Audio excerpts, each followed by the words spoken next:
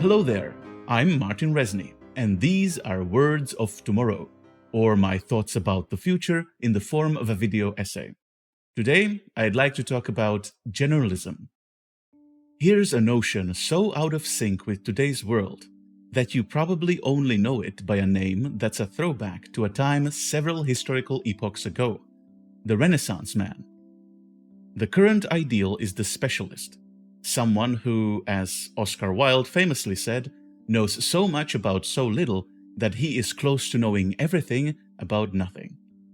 Here's my case for mind expansion. First, I'd like to dispel the notion that we somehow can't do it anymore. The generalism as a simultaneous mastery of multiple disciplines that, at first glance, have very little in common is not related to a historical period, the Renaissance, by accident. There's this idea, floating around ever since the medieval times, that the ancients were somehow greater than us, giant even. It's an understandable thing to believe in a time when most of the science of the previous era had been forgotten and lost, with lots of tantalizing ruins and relics left all over the place. But we now know enough about history and human race to see clearly that all the humans before us were essentially the same biologically and mentally, and that knowledge can be rediscovered. A generation of individuals capable of doing great science, art, and philosophy alike was undoubtedly a result of a particular kind of education and way of life, which are not mysterious to us, just largely prevented from taking place. If you think that's not the case, then try to demand to study STEM and humanities classes together equally at a single institution. In most cases, you'd be forced to choose one or the other, and long before university level, you'd scarcely have any choice at any mainstream school to truly pursue what you'd like to pursue, especially if it were to include many so-called non-academic disciplines. Personally, in order to learn poetry, debate, English, acting, and composition, I had to ignore school. The act of learning of anything was simple too, attempting to do the thing that you'd like to be able to do until you're in fact able to do it.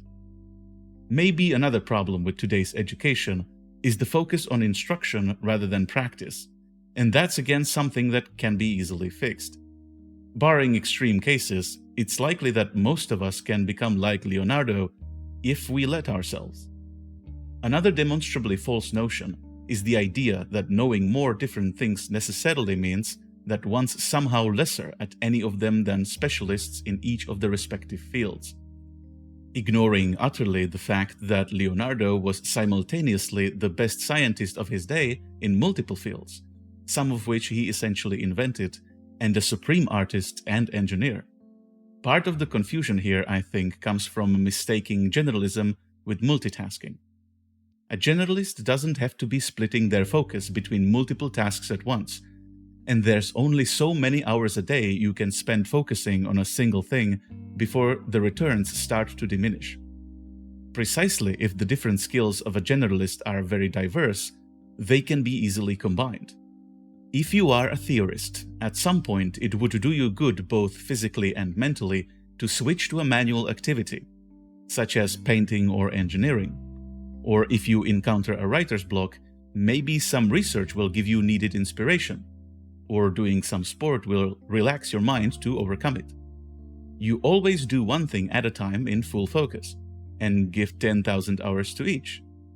During my extended high school years, I have not only gone through the conventional academic education just fine, but I have simultaneously mastered English by playing with the computer, spent a decade doing theater and rhetorical competitions, wrote poetry and composed music the whole time, and were in a soccer team. I still felt like I had too much free time left. After I started defeating specialists in some of these fields in national or international competitions, I realized that my generalism is not holding me back, but giving me an edge. My competitors typically had something to say or knew how to say it well, but rarely were able to do both, and I always seemed to have more answers to any single problem. It wasn't about talent. Another feeling that many of us have today is that there's nothing original anymore, that somehow everything has already been thought of. at a time of the fastest evolving technology in the history of the world. Being original is rather easy, actually. It's simply the act of connecting ideas that were previously unconnected, or at least not connected in a similar way before. Guess who is greatly equipped for the connecting of things? Yes, a generalist. If you are a scientist who's also a painter, maybe it will be you to whom it is obvious to draw precisely how, for instance, human or animal anatomy looks. If you're also an engineer, maybe it will be you who'll be the first one to think, while drawing bird wings, that humans maybe could fly as well. Specialists are very good at advancing knowledge in the paradigm that they're familiar with, like developing a particular money-making scheme to make even more money. But you need a generalist to come up with an entirely new way of solving a particular problem, or to notice an entirely new problem. Like Steve Jobs, who studied humanities, seeing that computers can look cool. To a complete computer specialist, this entire dimension of the technology would not even occur, because of his total focus on software's and hardware's sheer functionality. Which is fine, but there's nothing to lose by also having generalists, and being one is by itself not incompatible with also reaching ultimate mastery in any number of fields. And don't forget, it enriches you. Any narrowing of your mind only serves to limit your personal growth and prevent you from realizing some of your potential. If anybody gains from you being forced to become a specialist, it's certainly not you. If you feel like the system is not letting you, remember that you don't need it, and that nobody in education knows what will help you succeed in life by the time you graduate. Thanks for watching. If you want to help us save the world, visit savingtheworldtogether.org. If you like the video and/or want to join the conversation, like, comment, or subscribe. See you in the future.